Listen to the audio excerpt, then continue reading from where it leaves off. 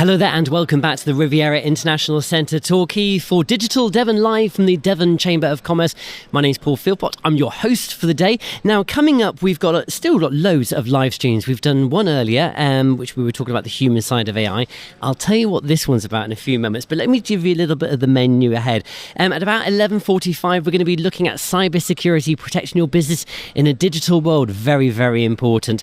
Then at about 1:45, after we've all had a good lunch, we're going to ask the question, what's next, specifically with regards to our environment, our area here down in Devon. So what's next? The future of digital and AI in the Southwest. And then at around about 3:15 this afternoon, we're going to have a recap of all the things we've learned, no doubt all the questions that we've yet to answer, because there are more questions being raised than there are answers today, and because we are in a very fast changing landscape. So we'll be introducing the organisers of the event and having a nice little summary of how things went, which at the moment isn't going too badly, I must say. So let's introduce to you our second panellist. The topic of this particular segment is called From Hype to ROI. That stands for Return on Investment. Making digital investment pay off. And we've got Alex here from DATA3. Alex Smithson. I always look at your logo, Alex, all right? Yeah. And it's the data with the 3. And is it DATA3 or data? Yeah. But it's definitely data. Tell us a little bit about yourself and also the business. Yeah, well, thanks very much for having me. You're welcome. Come in a bit closer to the mic so we can hear your dulcet tones. That's brilliant, fantastic. Okay, take it away. So I'm Alex Smith. I'm the business development leader at DATA3, and we are a Bristol-based data and AI consultancy. So working with SMEs across the UK to help them create value from their data that's often spread across many different systems in their businesses. These days, I think companies have grown over a period of time and added on lots of different tools, CRM systems, finance system, ERP, project management, etc. So data is often spread across businesses and many Excel spreadsheets.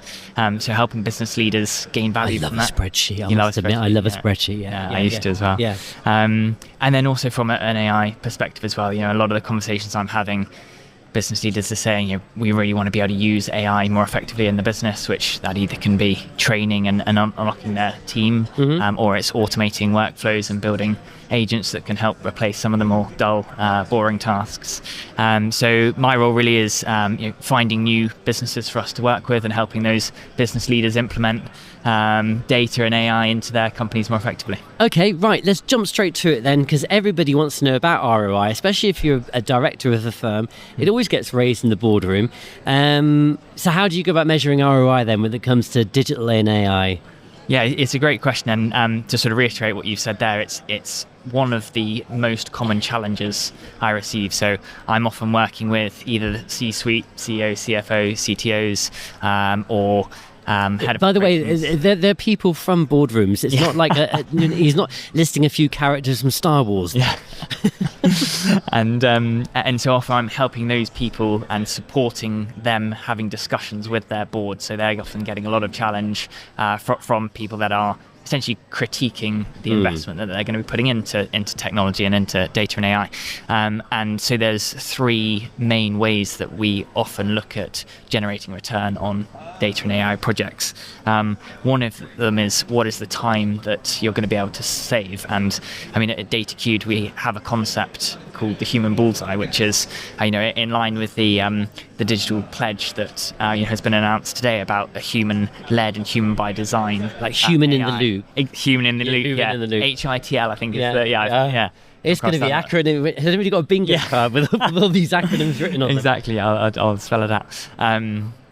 But essentially, that human bullseye, there are activities, tasks, things that should, in an organisation, that should absolutely still be done by a human, and that is often the secret sauce of a business and their USP.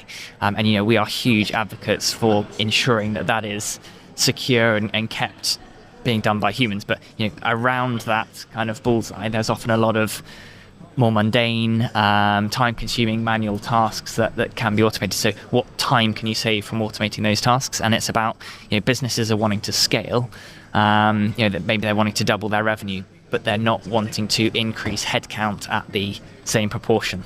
So, I think it's a very contentious topic with AI about people being made redundant and people being scared about that as well, which I totally understand. And I think speaking to a lot of the business leaders across the Southwest, that's not the angle that they're looking for at all. But I think they are looking to try and grow without the proportional increase in headcount. So one of the ways of measuring ROI is what time can you save people, and therefore perhaps not hiring a future role.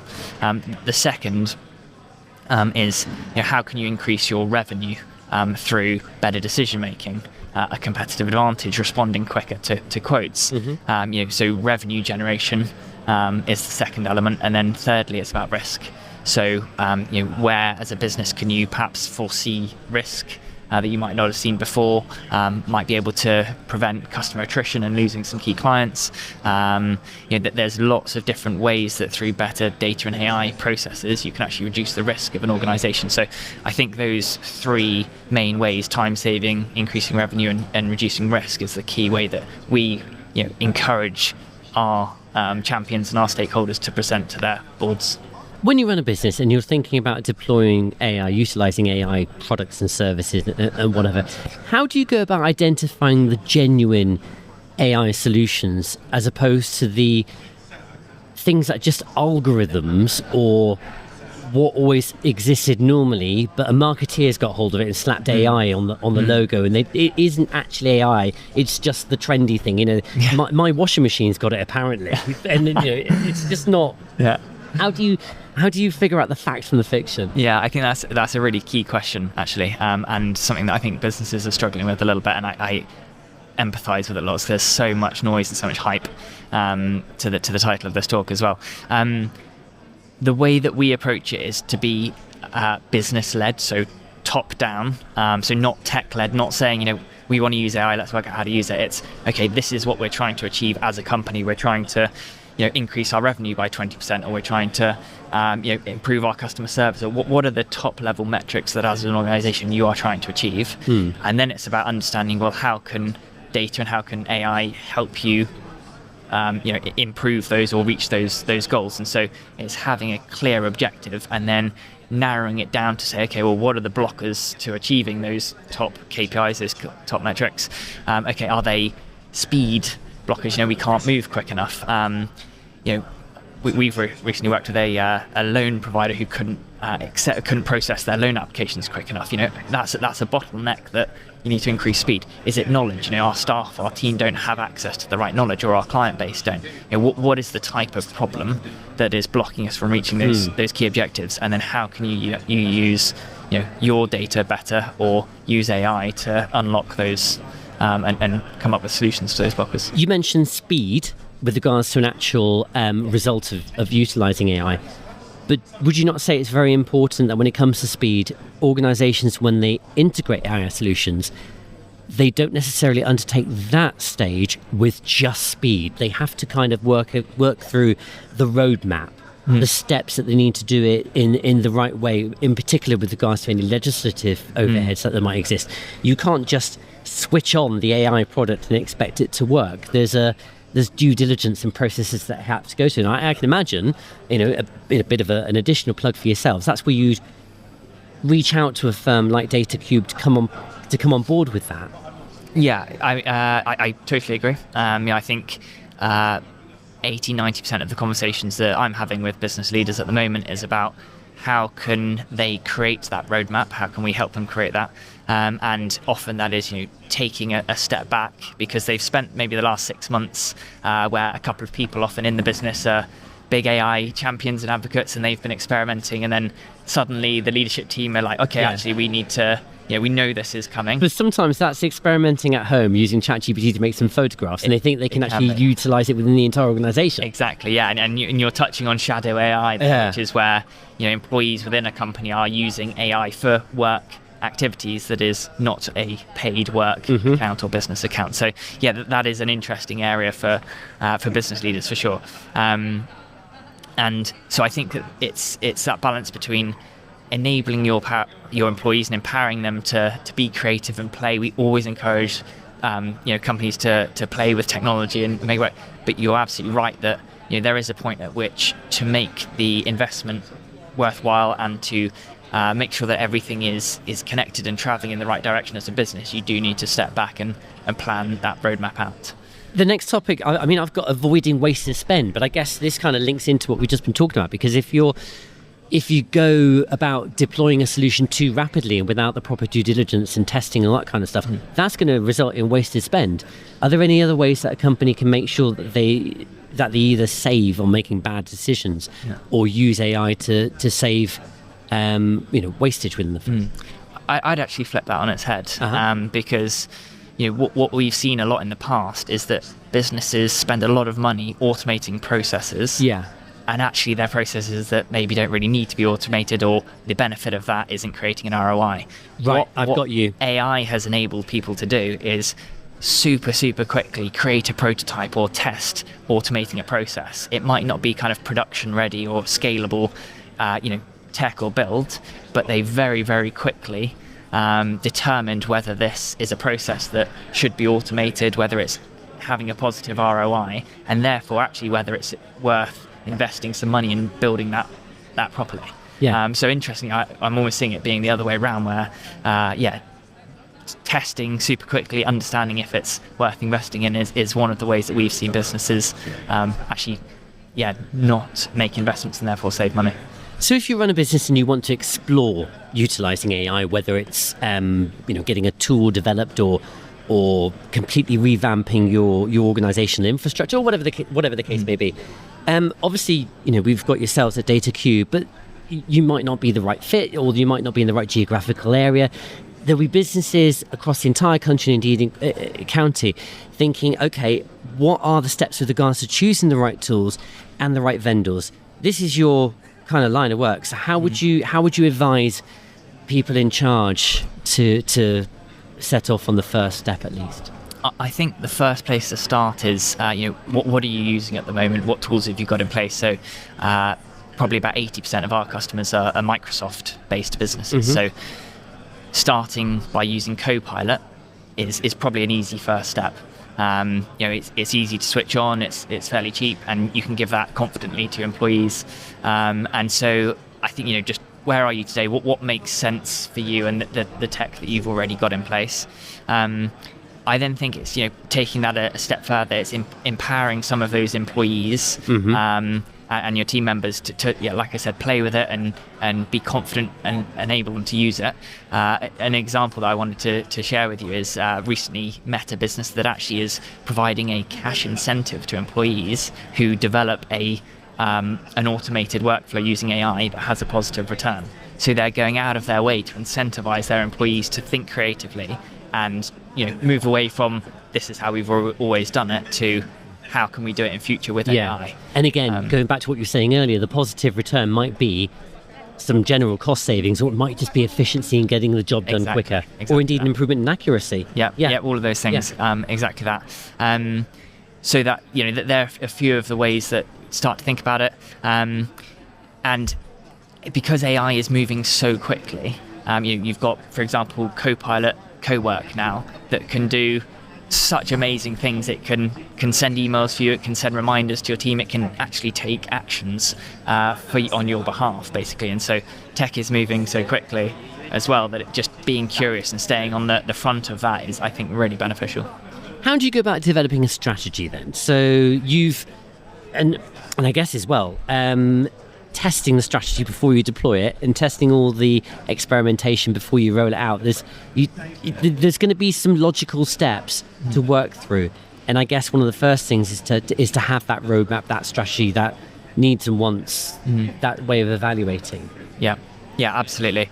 So we would typically start by looking at the requirements of the business. So sort of what I was talking about earlier about being business led. What are the requirements? What are you trying to achieve? Where are you trying to get to as a company?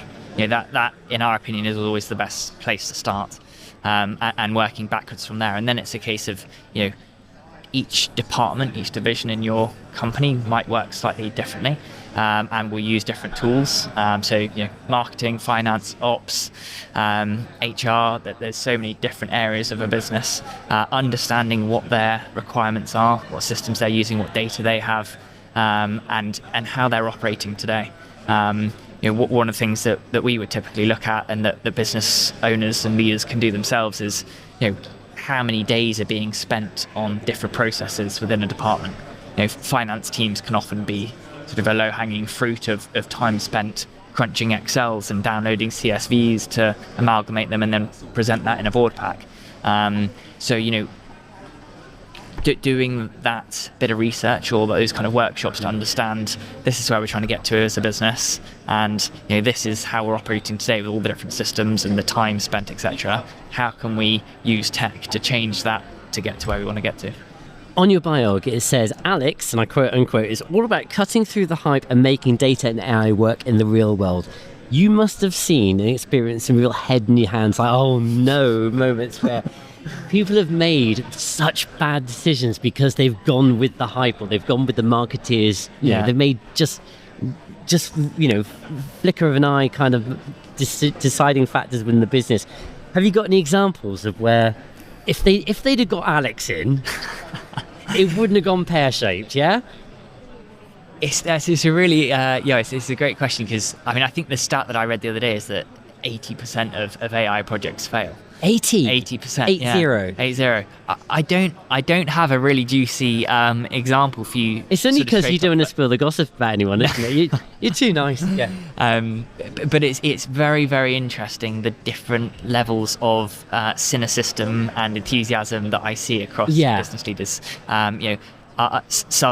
Some leaders are just not quite in denial, but just I think a bit fearful or not sure about how it's going to impact the future, and sort of very much want to see what other companies and perhaps their competitors do first before they take action. Other business leaders are like, we should have done this 6 months ago, let's get going right now, really on the front foot. So I don't have a specific example. That's a really interesting point there, because there are pros and cons of both those methodologies, aren't there? You could be an organisation whereby you think, okay, I'm just going to hold on for a little bit and see what our competitors, and let them make the mistakes first, and you can learn from the competitors' mistakes. Or you want to be a trailblazer and you want to be a trendsetter and you want to get to the fruit quicker. I personally think that the tech is evolving so quickly that essentially some competitors started a long time ago, and there's so much that has already happened, there's so much that could be doing, that the people that are still holding fire and waiting to see what others are doing are going to be a long way behind. Because one thing that we always see as well is that there is a huge cultural shift sometimes here, and we say that the people element is just as important as the tech element, where your staff and your team need to be brought along that journey. Sometimes we're running hackathons and training sessions and inspiring and educating whole teams, because actually getting people along on that journey is just as important, and that can take a bit of time. Tell us a little bit about the workshop, because you're going to be in the speakers hall. DATA3's going to be taking the stage. For those who aren't here, they're watching at home, they won't be able to see this bit, of course, because you'll be involved in that. But do give us a little bit of an overview about what you'll be entertaining the audience with. Yeah, so it's a quick fire, very interactive workshop. It's going to be everybody writing stuff down and focused on their businesses. So we're actually not going to mention data and AI for the first half, controversially or not, and we're going to be talking about what I've said there about how to identify what your key metrics are, what the problems are, how you're classed, and then how they are classed, and then how the second half is going to be understanding and sort of explaining how you can use tech to actually solve those. So we're going to approach it slightly differently, aiming to inspire, create some innovative thinking, but the key for us is that whoever attends that workshop walks away with some actions and a way to implement it. But I've already picked up one of the key points I guess you're covering by the way you've laid it out, is to not just completely dive in, to take a few moments to write your specification, even if it's internal, to figure out what the outputs are and what the inputs you've got available, all those kind of things. Exactly that. And that's, to be honest, the way that we work with clients as well, or why a lot of clients start with a data and AI strategy with us, because it is exactly that. It's great to be playing, and you do need to have that curiosity and innovation, but then you get to the point where it's like, okay, we need to create the roadmap and create the vision for this and put it together holistically. Excellent. So, before we close, what are your thoughts on the very first Digital Devon event then? Yeah, it's fantastic. It's really nice to be back down in Devon. I grew up in Plymouth, so it's like coming home, which is lovely. Great buzz, lots of people, lots of great exhibitors. So it's feeling like a really good event, and looking forward to the rest of the day. Excellent. Well, I hope your workshop goes well. Thank you. And of course, for those of you who aren't able to join us, you're going to be missing out, aren't you? Let's face it. So still to come, and with our live streams, we're going to be talking about what's next, the future of digital and AI in the Southwest. We'll also be delving into cybersecurity. There's a subject and a half with lots of legislation to boot. My name is Paul. I'm coming to you live throughout the day from here at the Riviera International Centre in Torquay for Digital Devon Live.